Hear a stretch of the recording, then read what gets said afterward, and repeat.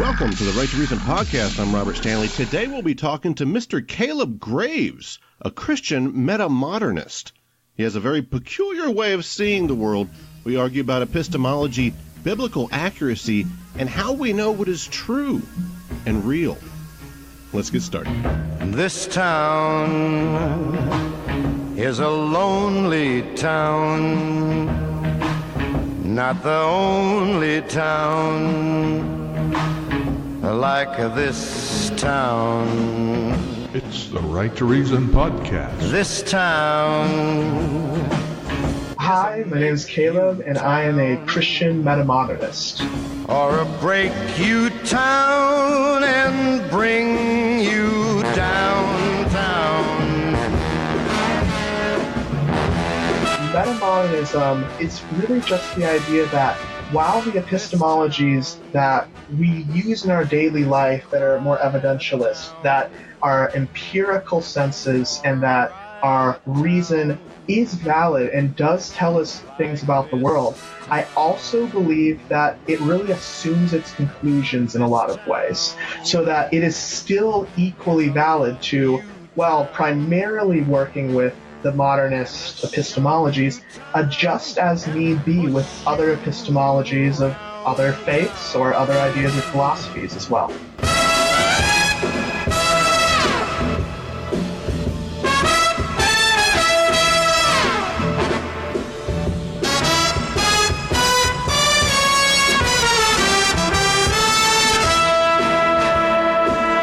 This episode of the Right to Reason podcast is brought to you by our patrons and contributors like me. We have all recognized the value of the unrestrained marketplace of ideas and have decided to make a difference. You can make a difference too. Contribute at patreon.com/right and learn more about your right to reason at therighttoreason.com. Your activism is appreciated. This town, it's a use you town. Abuse you town until you're found town. Kaleb Graves, happy to have you here, sir. I understand that I wanted to introduce you as a Christian apologist. You said, I don't do apologetics, and we probably agree on more than we disagree. That hits me right in the heart, man, because that's what I try to do with a lot of people that come on here. And sometimes it's hard to pull off. I was talking to a flat earther, and each step of the way, I'm like, all right, I can see how maybe you could have some skeptical ideas about moon landing stuff. We landed on the moon, but I can see where you're coming from, buddy. And he's like, well, I don't even think there is a moon. And I'm like, all right, we're screwed. But somebody that'll just start with the, hey, we agree on more than we disagree, and I'm not trying to do like some fancy debate with you where we each move our little mental chess pieces. I just want to talk about my Lord and Savior. I just want to talk about my experience and that sort of thing. Man, I respect that. So happy to have you here, man. Can you tell us about yourself? And let's dig in, buddy. Sure. Grew up in the Bible Belt in Wilmington, North Carolina. Both of my parents are pastors' kids. So Christianity, Baptist pastor, I might add. So Christianity, and specifically fundamentalist Baptist Protestant Christianity, has always been something that that was a part of my life all through growing up. In high school, which was interesting for me, I even got on national news at one point. I took legal action against my community college where I was going for dual enrollment. I was on Fox News with Todd Starr, and I got interviewed by USA Today. It was a crazy, crazy time. Wow. Yeah, it was really interesting. But one of the things that made that such an impactful event for me was during that time, I started having a very serious crisis of faith. So while I was in the news for evangelicals and fundamentalists as somebody to look up to in the younger generation, I very much had come to the point by the end of the legal action where I didn't think that I believed in God anymore. I would have identified as an agnostic. What was the lawsuit over? Since it was last year of middle school, I did a lot of magic tricks and illusions that were not like the dumb ones, but like I ate razor blades and needles, or walked barefoot on broken glass, or fun stuff like that. So I did that with sort of a mental health, suicide awareness sort of kick to it for shows. Oh. Yeah, that also had, obviously, for me, a Christian emphasis to it. So Overcoming challenges, that kind of thing. Yeah, exactly. That's cool. Where it's not necessarily trying to convert anyone. It's just like, hey, FYI, this is like, I think spirituality can be very helpful for a lot of people. But they told me no, because they said the Constitution separates church and state, so religion wasn't allowed to be portrayed as at the school, even with the student-run organization. That was what, a public school? Yeah, it was Cape Fear Community College. It was a public community college. I was a dual enrollment student at. You were going to present religious overtones in a performance at a city-funded college. Yeah, I was state, city, yeah, both. Okay. So while very, very easily, my lawyer, who was a very great guy with Alliance Defending Freedom, which while now that I've grown up a little bit, I know I don't agree with a lot of the things they do, but they do help people in situations like these. Travis, my lawyer, talked with the school, and it was pretty quick that it got around to, yes, what we did to your client was not constitutional and was, violating his First Amendment rights. So that was a really interesting time in my life, definitely. Did you get paid? No. I never, if I did it at churches, I did churches, some private Christian schools, that sort of thing. Whenever I did that, yeah, I got paid. But if I was going like. Well, I mean, for the lawsuit. The lawsuit. No, it was, I guess I should, backtrack a little bit on that. It wasn't a lawsuit per se. It was legal action that could have ended in a lawsuit. It was not getting to the point that I ever went to court or that I ever technically had a lawsuit where it was Justin Kaleb Graves versus Cape Fear Community College, because the school was pretty quick, because I actually had recorded one of the conversations I had with a administrator who told me I couldn't do it. And so there was undeniable evidence that he pretty much knew that it was breaking the law and denying me my rights. So it never got to the point where it would have gone to court, because the school knew from the get-go that they wouldn't have made that work. So I actually never got to end up getting to do the performance, partially because that was at the point where I started to stop believing what I was saying. Full circle. Mm-hmm. That's life. That's life. That's what all the people say. You're riding high in April, shot down in May. But I know I'm gonna change that tune when I'm back on top in June. After this crisis of faith, something held you to it. I had one, and I became an atheist. But mine wasn't like it was like a moment. It was over the course of, 15 years, I'd say. Yeah. And things just kept chipping away little by little. And it wasn't until I finally became a father, and my daughter was turning 5, and I remembered that, right around 5 years old is kind of the age of reason, more or less. Right, yeah. Not necessarily in any legalistic sense. Of course, we both come from that kind of background thinking, I assume, but just that I knew that she was a smart kid, and right. I had a very limited amount of time to win her soul before God would throw her in hell if she got hit by a car or got cancer or, something that would take her life. And, it's a crazy, nasty world out there in nature. Who knows what's going to happen, and right, yeah. I was scared, and I thought, boy, I better do something, because this is so wrong. The idea of her burning in hell, that's so horrible. And then it just dawned on me, well, what the hell? Like, who would put her there? And even if it's, he's not putting her there, she's putting herself there. But that's really horrible to say about semantics. A kid. And then, it's just, the sin nature, Adam and Eve. Well, that's not her fault. Well, it's just, it was designed for the angels and demons and stuff, but humans go there by their own choice. And I think, I don't think she would want that for herself.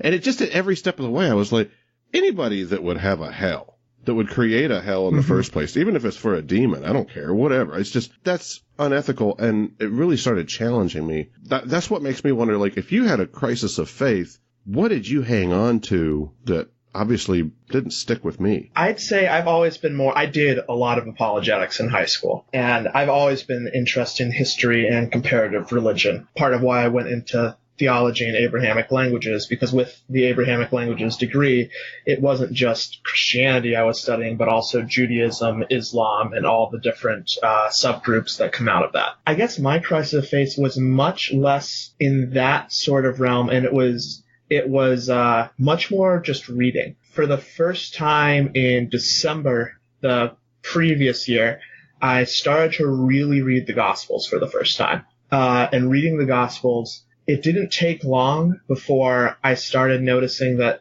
not everything added up. The one that really hit me was when Jesus curses the fig tree. Yeah. In Mark, he curses the fig tree. That's kind of silly, right? Yeah, but when I was reading, I was doing comparative with Mark and Matthew, and in Mark, Jesus curses the fig tree, and then it says the disciples remembered, and then he goes into the city, comes back, and it's sometime later that the disciples remember he had cursed the fig tree, and now the fig tree is withered, right? But in Matthew, it specifically says that when Jesus curses the fig tree, it immediately withered, and the disciples were astonished that it had withered so quickly.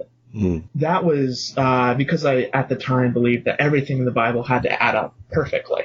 That I looked at that, and I looked through all the apologetics resources I had on my bookshelf, and then I looked them all up online, and I just noticed they were very dishonest. They were not treating the text how the text deserved to be treated. They were changing things that they were manipulating the words in the text into something that wasn't really their meaning. They were adding and subtracting things from this text. It was not an honest treatment of either gospel. And so from there, I prayed very deeply. It's the same prayer I've prayed since, even when I didn't think I believed in God, I continued to pray it. I know that if I ask for bread, you won't give me a stone, or fish, you won't give me a snake. So I'm asking that you show me the truth in what I read, what I think, and what I learn. And can I stop you right there, yeah, Caleb? This is the fascinating part to me about the psychology of belief, and where it sounded like you were. That's a lot where my wife was. Okay, so I had come from that kind of very fundamentalist background, and then boom. Everything drops out, mostly on a moral level right at the end. I mean, there were factors leading up over all those years, but at a very moral level, I thought, boy, this guy, he might be God, but he ain't a good God. And then things just started falling apart. Because I essentially lost the fear of the Lord, to coin the phrase.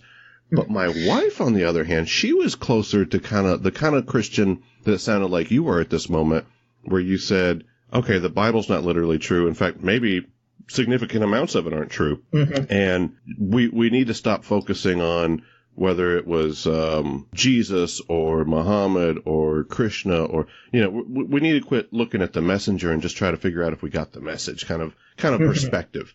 And she was more like, I still can pray to my God, I still can communicate with him, I know that he still loves me. And I used to ask her, and this once again after I became an atheist, and now I'm looking at her faith like, hey, yours wasn't exactly like mine, but I would ask her things like, without the Bible, who are you praying to? Mm-hmm. And that's kind of what I was wondering, like with your story, you're saying, hey man, I recognize the Bible isn't necessarily true in its entirety, but I still was talking to God, and I'm thinking, who? Which God? Well, and that was part of, even when I didn't really believe in God, that was part of the point.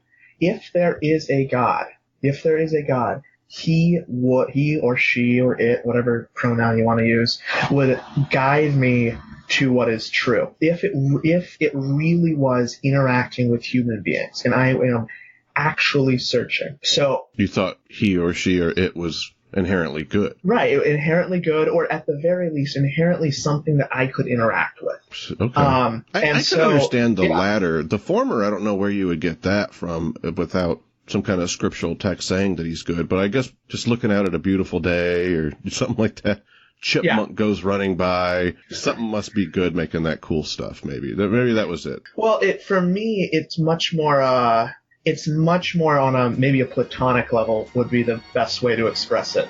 where goodness is an ideal and something that is something by which all other things are compared. Is that Aquinas or Anselm, that greatest good? The greatest good, that's it's more Aquinas. All right. I knew you'd know. Yeah.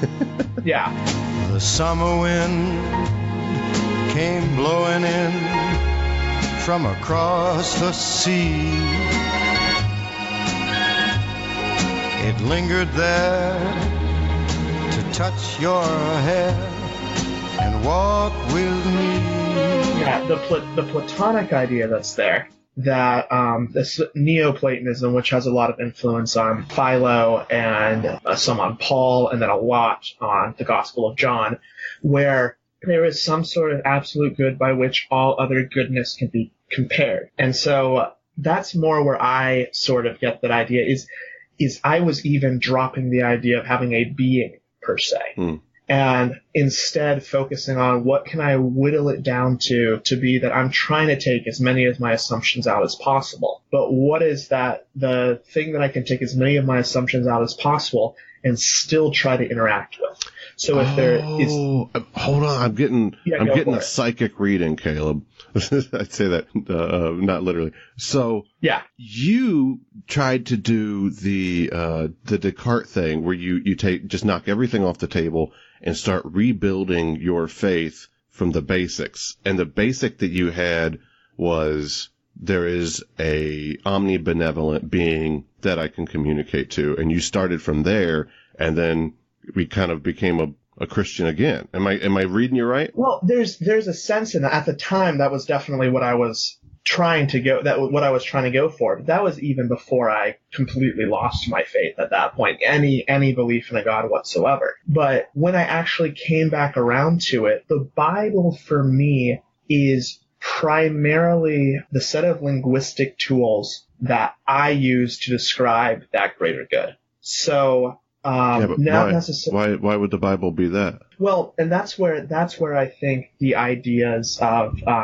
storied being are really important. Where metaphorical truths kind of thing. Yeah, it's not even necessarily metaphorical, but it very much is it's a linguistic restraint on what you use in your context to understand God. There's many, many different ways that you can approach it, many different ways you can look at it. But what it comes down to is God's interaction with human beings is the only place, and that can be the Bible, or that can be just spending time with your spouse or your child or anywhere else. We understand God, and I know where the Descartes problem comes in, where everything is defined by our previous experience and our assumptions on who God would be. So it is the Bible that I use to structure how I approach God. Would it be fair for a Muslim to use the Quran in the same way? Yeah, definitely. 100% would be something that's fair, because that is from their perspective and from their culture. Yeah. That is the stories and the language and the way that they've learned to express who God is. If that's how they get to God, and the Christian Bible, New Testament, how you get to God, what do we do with a passage from the Quran that says Jesus wasn't the Son of God, and a passage from the Bible that says that he was, when we've got something like a real obvious conflict? I would say there is a difference between again, how you're linguistically structuring your narrative, and how instead you are making intellectual propositions about who God is. So if we treat these things as the way that we structure our experience with God, much more of a narrative authority than some sort of an oracle sort of authority, then what you end up with is you are not treating, it's not necessarily metaphorical per se, but it is acknowledging the limits of your methodology. And so because you're acknowledging the limits of your methodology, you are choosing a structure and a language, really, to express who God is in your experience. So when it comes to the Quran or to Christianity, when I'm in the Christian faith, because really intellectually, there's not a ton that I have to. One of the reasons I don't like apologetics, there's not a ton from a historical perspective I can use to say it is quote unquote true objective past reality.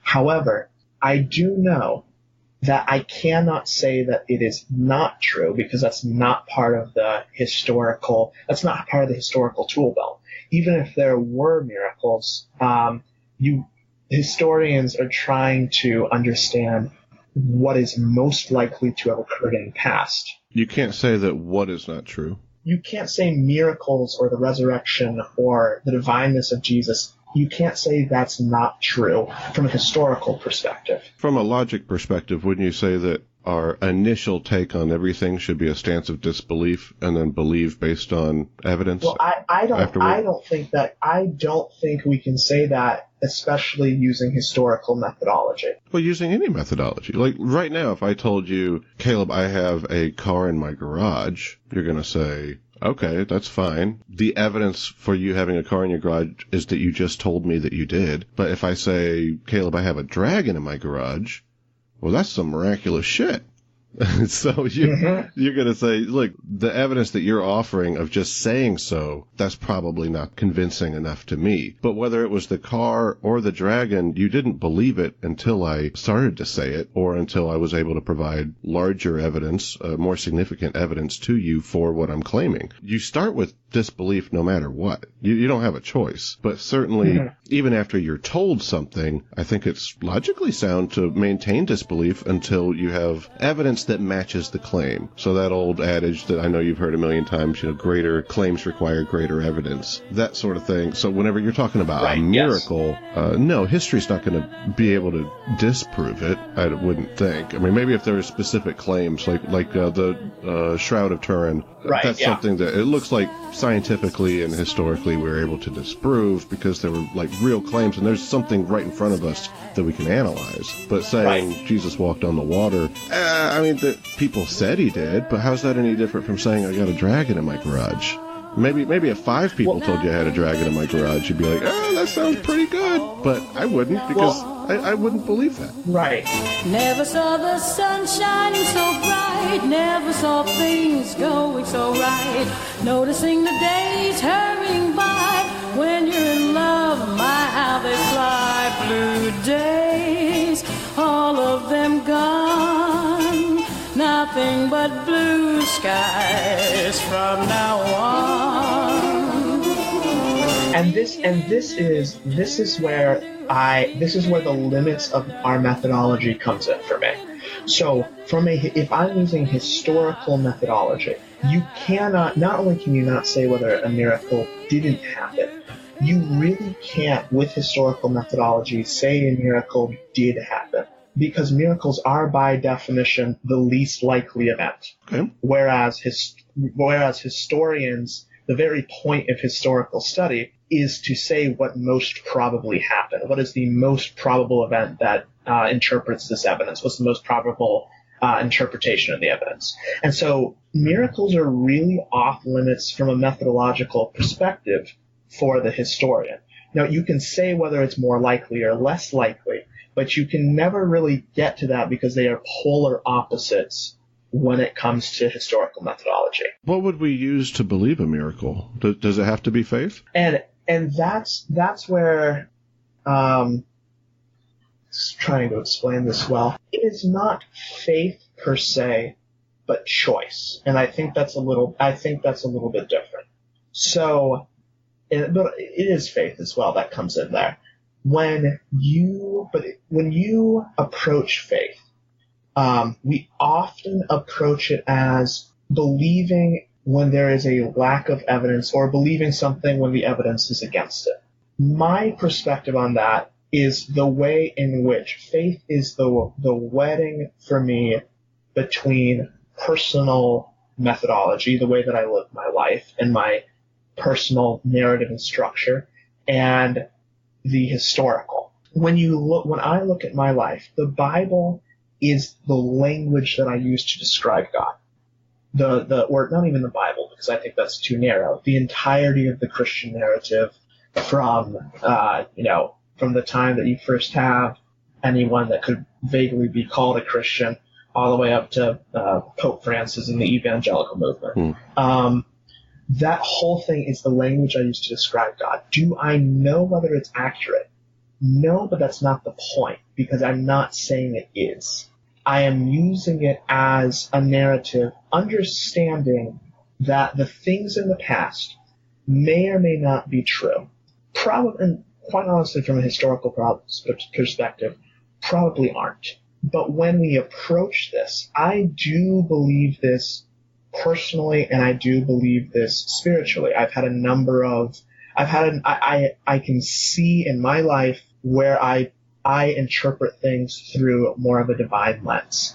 I can't wed that with what I know historically, because historically, that's somewhere I can't touch. One of the things I was listening to Bart Ehrman's new book on the triumph of Christianity on audiobook, and he pointed out where Paul continually says Christianity was spread through miracles that he and others performed. The people he's writing to would have known whether these miracles happened, because Paul is writing to the people to whom he said he performed signs, wonders, miracles. So there comes a point where we have zero evidence to back this up, either way. And it's difficult to explain away. If there wasn't a miracle, then why is Paul telling people who would have known good and well that there was no miracle that he had performed miracles? So there are different places in, especially the New Testament narrative, where it is difficult to explain the rise and the success of Christianity without miracles, or at the very, very least, some form of the supernatural being involved. There are ways in which, when you look at the rise of Christianity, you can interpret it and find some backing for it, though it might not be the most probable answer to this historical narrative that Christ died, rose from the dead, and that the Holy Spirit was the one leading Christianity to become the most dominant religion of the Western world. And so while that is not necessarily and cannot by definition be the most likely event, I am choosing to base my life around that because of the personal experiences that I've had. Now, I can't use those personal experiences to convince you. They're only something that can be convincing for me. Aren't you using these personal experiences, aren't you viewing them through a lens of the Bible, which you don't actually believe to be epistemologically accurate? So you mean that when I experience the things in my life, I'm filtering it through the language of the Bible? Right.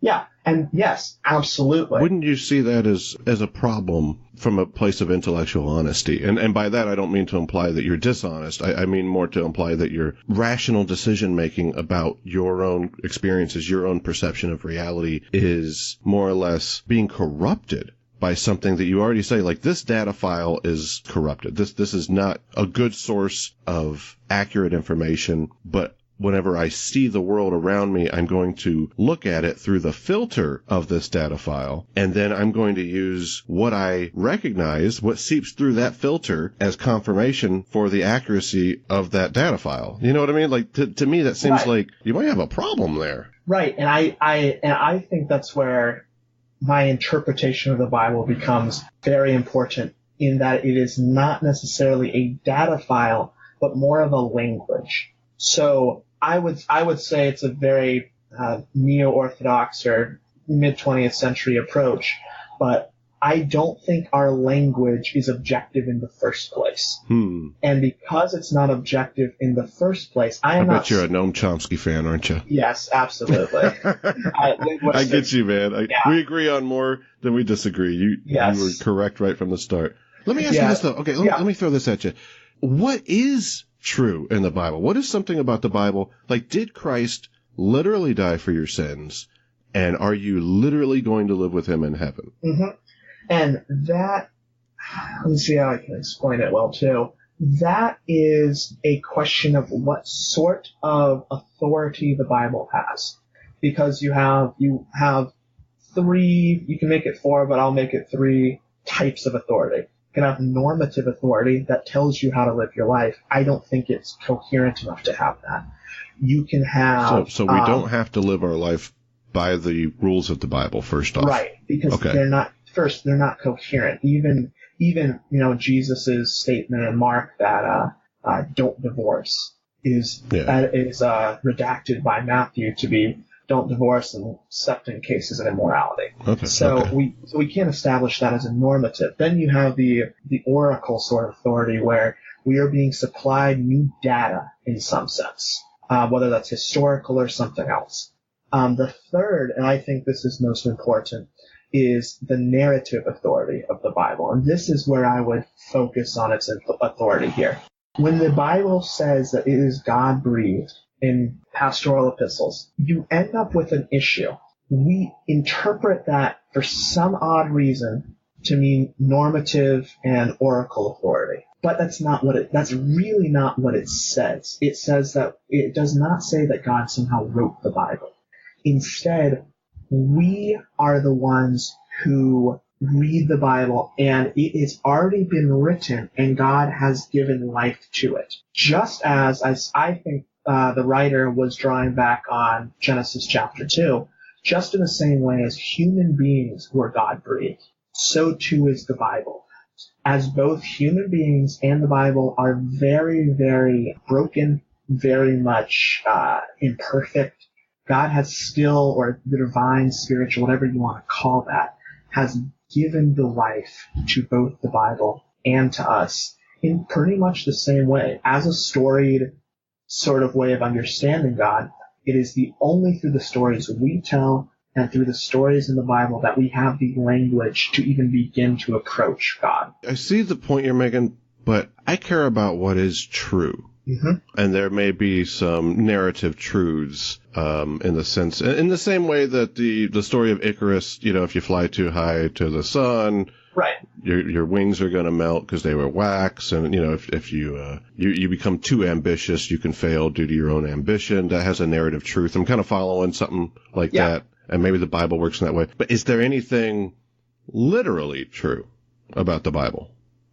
Well, if we're going to take the historical methodology, or historical and then the more text-centered approach to it, I'd say there is a lot from the Bible that we can say probably happened, and that it is those gray areas where faith is something that can be connected, where it might not be. And when you say faith, you mean choice. I mean choice, yes. Willfully decide to believe. Willfully decide to believe, yes. How is that rational, though?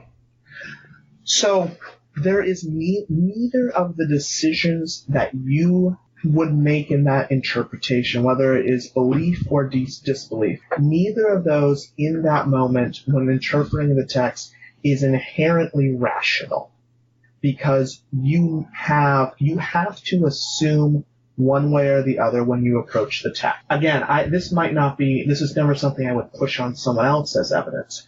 But for me, my experiences that I've had, which are absolutely in the language of Christianity, seem to back up the Christian by narrative. choice. They're in the language of Christianity by your choice. By right. So when I see it very much the same way, it pushes a little bit towards the postmodern end, but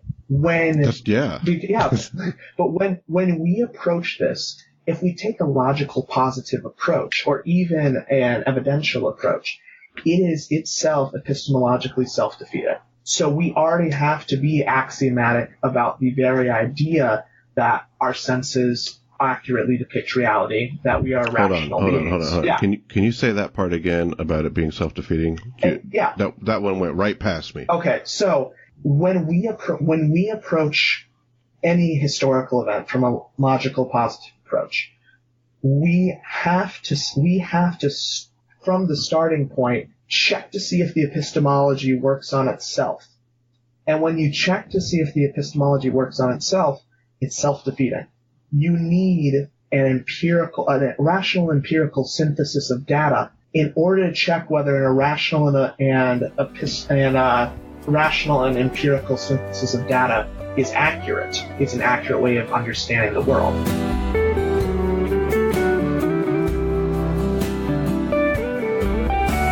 This is some Foucault stuff you're throwing at me, buddy. Oh, so absolutely. You're saying, like, if we look at the scientific method, can we use the scientific method to prove the scientific method is true, kind of thing? Like one of those where the way that we're making decisions, is that validating the actual decisions that we're making? Yeah. So when we approach anything, we already have from whether it's culture, whether it's what we've read already, whether it's the religion or lack thereof that we've been brought up in or anything else, we already have assumptions when we come to the text. Do you believe in the concept of truth at all? Yeah, I definitely do. But something can be true and something can be false, yes, and it cannot be both at the same time. I do agree with that, certainly. What I don't agree with is putting too much stock in our methodology for searching questions that we might simply not be cut out to answer from an objective perspective. Would you say that belief in any parts of the Bible would pertain to that philosophy, or you'd say that we just can't really know? That comes down to what question you're asking. The Bible. Well, I'm asking you a question. What in the Bible is literally true? But that, even in and of itself, is a question that requires us to know our epistemology. If we're walking into it from a historical, critical perspective, if you want to look at the Assyrian attack on Jerusalem, is my daughter going to hell? That is a question that would certainly require requires us to look at our epistemologies first, and our epistemologies, I just don't think are cut out for this sort of question. I don't think that. So the answer to that question would be, I don't know. Yeah, it absolutely would be. And so what I was trying to put out with the conquest of Jerusalem, when Assyria came to Jerusalem, they went to conquer it and then they left. Assyria has the same records that back up the biblical narrative there. The biblical author would say, Yahweh came down and protected us. That is something we do not have the tools to know whether or not that occurred. All we can say is that Assyria had Jerusalem and Jerusalem fought them back. It is the interpretation of whether those events are divine that we don't have the methodology to do that. I do believe that Paul had some sort of revealing to him that Jesus had resurrected from the dead along with the disciples. When you look at that, we do not have the tools to know whether or not that occurred. We're just not cut out for that. When we look at whether Paul actually performed miracles to the people that he preached to, we don't know what happened there. But you're putting belief and disbelief on the same shelf. You're saying these two are equal to one another, and they most certainly are not. Belief requires something. Disbelief requires nothing. And that for me is where personal experience and a lot of Kierkegaard's leap of faith there, which is really choice, comes in. But your personal experience was tainted. But is it that it is tainted, or is it that because all of our epistemologies, all of the ways we look at the world are self-contained, just in the same way... There's a potential for that, but you specifically chose to use a filter that you knew was flawed to interpret your reality. I recognize that we all have to, from that postmodernist perspective, I can appreciate your point that we all see the world in a certain way. Our culture kind of defines our perception, but we didn't necessarily seek out and choose a faulty mechanism with which to perceive reality. It might be an accurate one. Evolution might have provided us with an accurate way of perceiving reality. It might not have. I would say that your argument where we would find common ground is that there's no reason to believe anything is real at all. I would actually agree with you on something that sounds that wacky. But whenever you're taking what we do have to at least agree on as reality, if I see a red apple in front of me and you confirm that you see a red apple in front of you, we don't necessarily need to know the essence of the apple, the way that, Plato might say, right? Or we don't have to necessarily know the reason that we both think red is red. Is that really red? Is it the electromagnetic spectrum reflecting off of it causing this or that? We don't have to break everything down just based on what we can agree on. If I then put on like those, those blue blocker shades. Yeah. that you could use to like hunt with or do target shooting with or something like that. I put the glasses on and I tell you that thing looks green to me now, and you say, well, it's still red. But I chose to use a filter, a way to perceive that apple that has changed my perception. I did that intentionally, just like you say faith is a choice. Mm-hmm. At that moment, I have chosen to change the perspective, and now I'm going to base my reality off of putting on those glasses. And I'm saying, why ever do that in the first place? And I think that is more, and that is where I've been trying to separate a little more the difference between the personal narrative that one lives and treating Christianity as the language that we use to express that, and objective reality. When it comes to my experiences, I will always be choosing some sort of narrative to interpret things by that I may or may not have all the evidence to conclude. We do that all the time. When I do history, and this is what gets me in trouble so often, when I do history, I will always say that many of these things probably didn't happen. But I also know if I already believe that this is at least possible, or not even just possible, if I already accept the idea of the supernatural actually interacting with human beings, it is something that makes a lot of sense to me personally. So when I approach the way I live my life, whether that I love people in a certain way, or that I treat people in a certain way, the way that I live my life is judged by this narrative. However, if I'm making some sort of statement on objective reality outside of my own experience, where we all always choose our own narrative, that is when I will go more into the harder epistemologies. And I also there choose to use an epistemology and a narrative that I do not know is true. But you're choosing something that you already know isn't an accurate way of perceiving the world to make these decisions, rather than trying to exclude those. It's not that but the thing is, I don't know.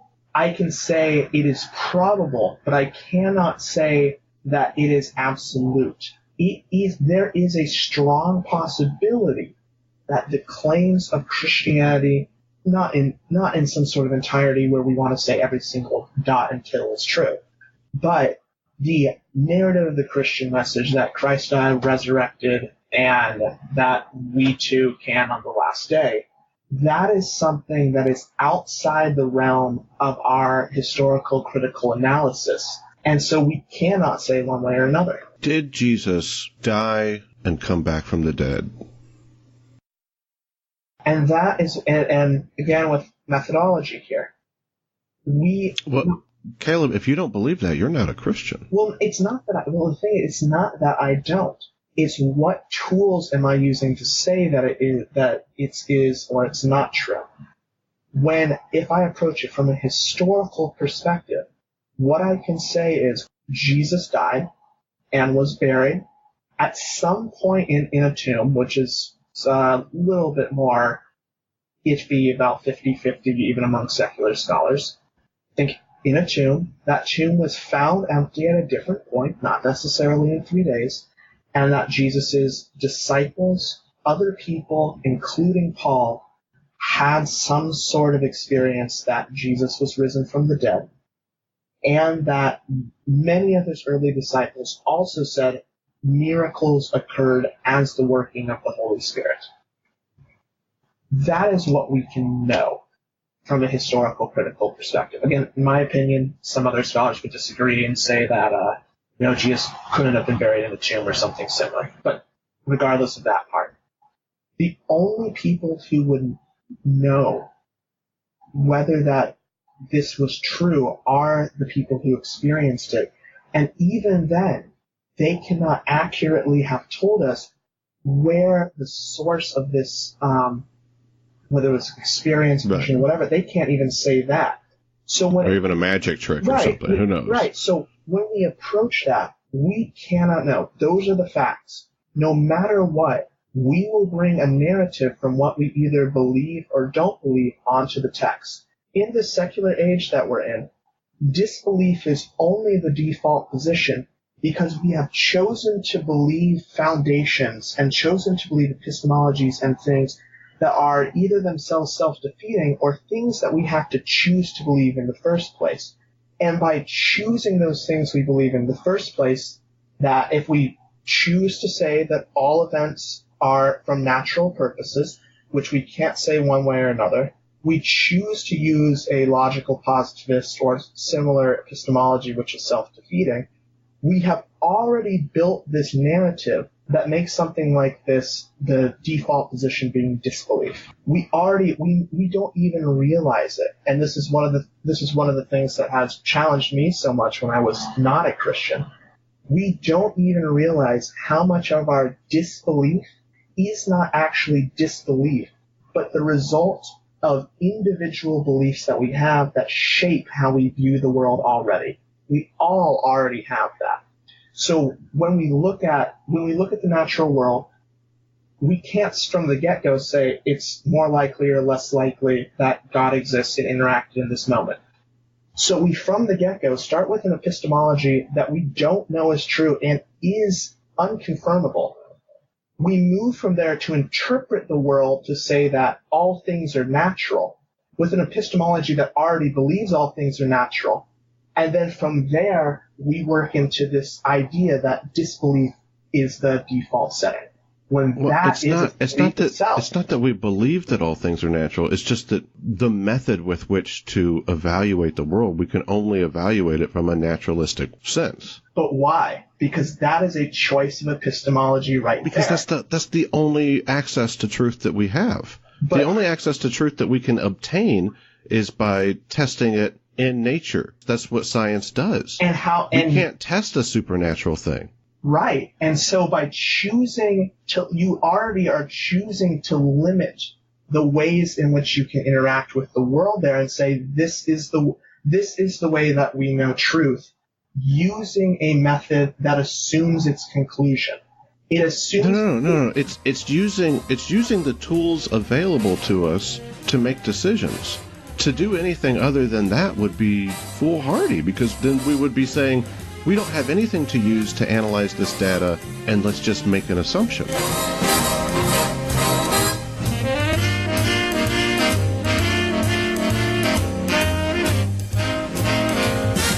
Is it any surprise to us that when we choose to use a methodology that can only analyze the natural world, that the default scenario for us is one that's entirely natural? That right there shouldn't be a surprise. So to put a lot of choice, or in what my definition would be faith, in an epistemology that must assume itself in order to make any sort of claims about the world is already a choice. It is already faith that we're using there. But we have no way to analyze something supernatural. So you're saying, look, we're analyzing things in a natural sense, but that it's not like we chose to do that. Right, but we have chosen to do that. Well, how could we choose to do anything else? Honestly, how could we make an intellectually honest decision to analyze things in a way that cannot be analyzed? What if, and again, this is pushing it a little bit here, we have to get rid of our idea that we ourselves have some sort of foolproof method and look outside of that methodology at maybe other. I think this is in and of itself kind of a similar approach. We look outside the methodology we already have to see if there are better methodologies out there. I'm not saying there is right now.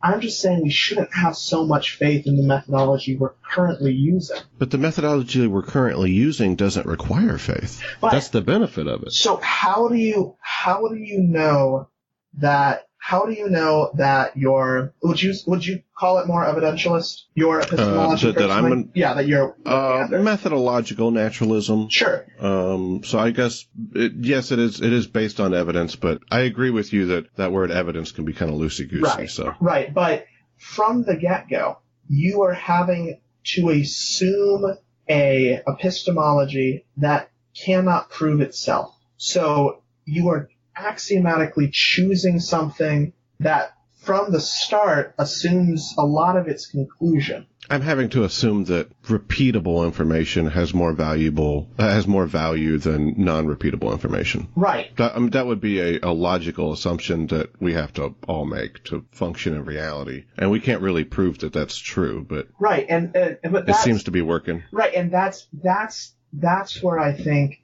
this comes in. Is it seems to be working, and it does, but we already are making our choice on what the outcome is by doing that. To say that the starting point is disbelief is based not just on the epistemology, but the fact that every day of our lives we go through and we don't know whether the supernatural in some way, which could never be really analyzed by our methodologies, is affecting the world in some way that's not analyzable by that epistemology.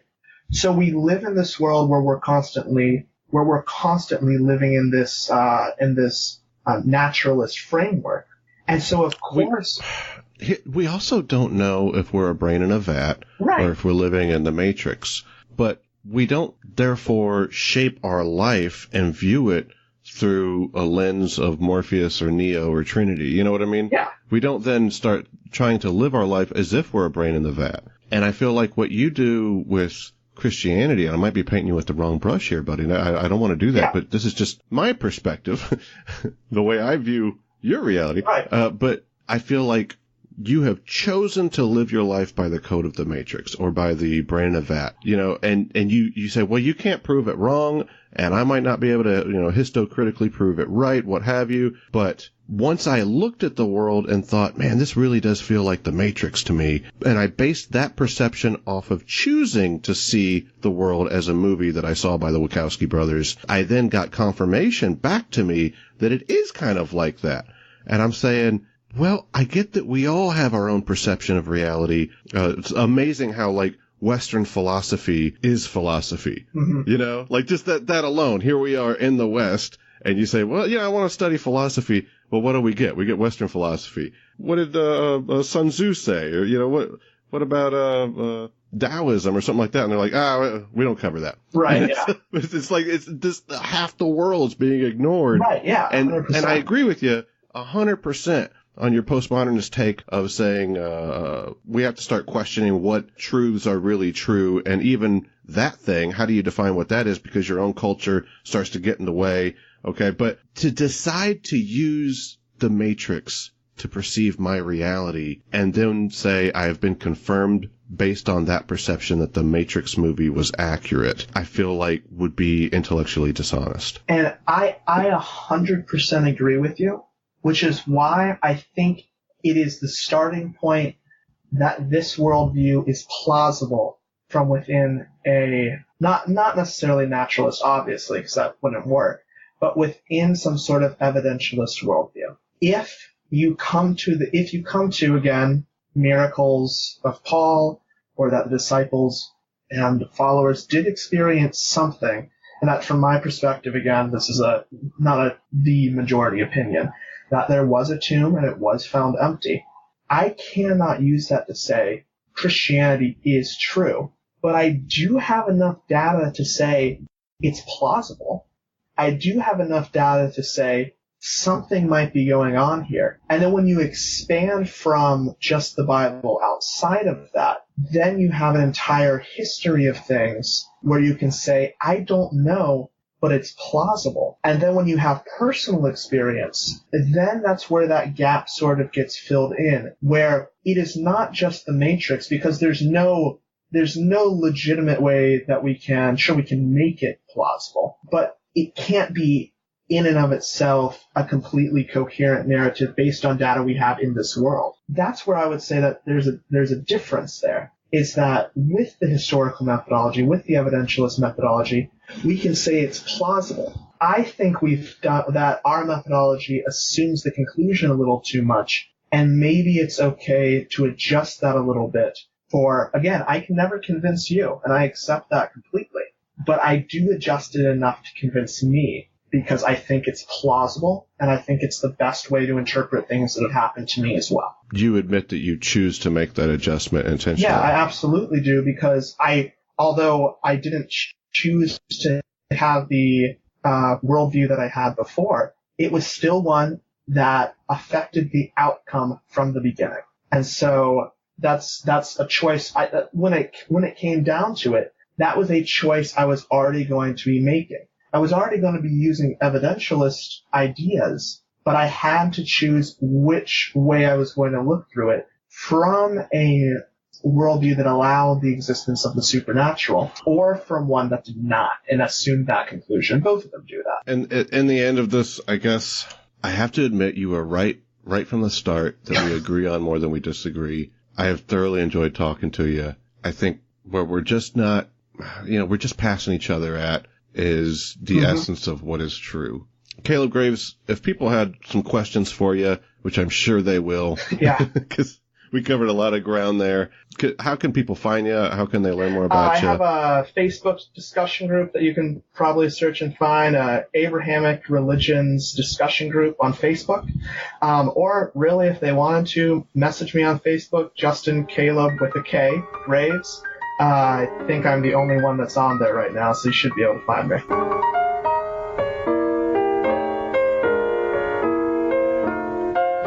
I wanna be around to pick up the pieces when somebody breaks your heart. Somebody twice as smart as I. Thank you to Mr. Graves for our conversation. Thank you to David Blair from DaveFreeSong.com/free music. Thank you to our patrons. You are appreciated not just by me, but by the thousands of listeners that enjoy this podcast. You make this possible for the whole Right to Reason family. Bernard Lambarell, Animal Man, even Gregoria, My Humble Assault, Phil Calderon, Larry Wilson, and a new patron, Patrick Walsh.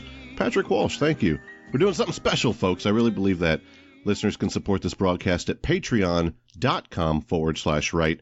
Patreon.com/right. If you'd like to learn more about us, subscribe to our YouTube channel or go to therighttoreason.com. Next week, we'll be talking to someone you've seen on the Colbert Report, Fox, CNN, The Daily Show, even Charlie Rose, Peabody, and Emmy Award winner Eugene Jarecki. You likely know some of his documentaries such as Freakonomics, Reagan, The House We Live In, and Why We Fight. Those last two, by the way, won the Grand Jury Prize at the Sundance Film Festival. He has a new film out in theaters right now called The King.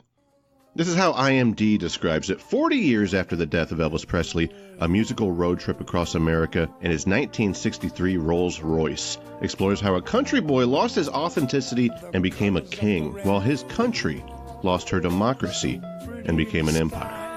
I've had a blast with you today. I've really been encouraged by your emails and Facebook messages and Twitter messages. It truly amazes me, guys. I'm going to be real with you for a second. Every once in a while, I'll get low. Hell, we all do, right? But, I mean, those moments where you're just, you get self-conscious and think, what's the point of all this? You know what I mean? Every time that hits me, one of you crazy bastards out there has shot me a message that really makes a difference in that moment. You share a link, a new subscriber, new patron. I got to tell you, it matters. And right now, the only feeling I have is just grateful. You have the right to reason. And I think to myself, what a wonderful world.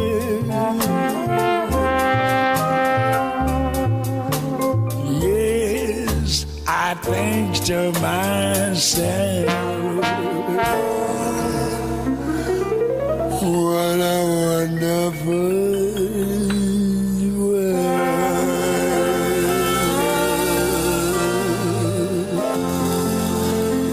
Oh, yeah.